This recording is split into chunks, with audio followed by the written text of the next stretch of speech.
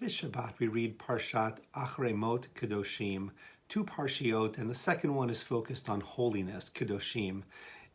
Holiness in terms of the mitzvot, which are both ritual and ethical in nature.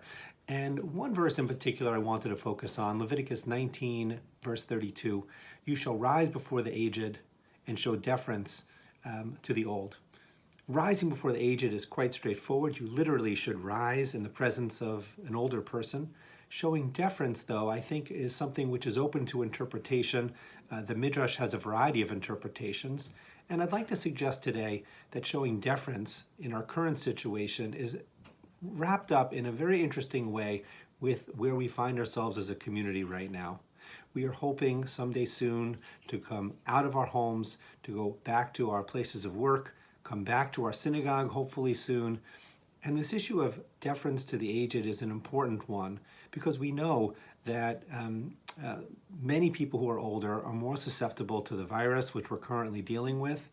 And how can we show deference to the old? In some ways, many of you have been doing that in a variety of ways by caring for family members, for parents, and for others who are not related to you, but who have been in need, haven't been able to get out because they've been really sheltering in place in order to avoid exposure to the virus.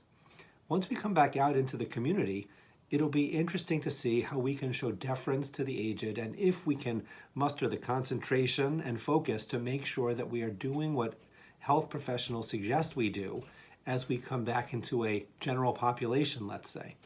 How can we do that?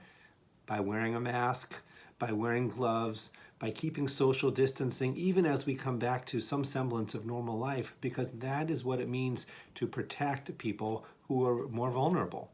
And we will also want to make sure that even as people who are less vulnerable will go back to normal life, we will need to continue to make sure that people who are not ready to do that because they are concerned about exposure, we have to make sure that we are continuing to care for them in their place, not forgetting that for some people, life has not gone back to normal just yet.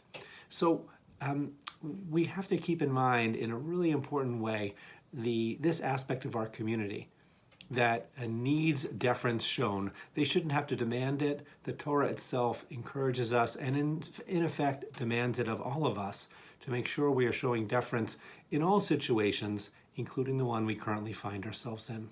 Shabbat Shalom.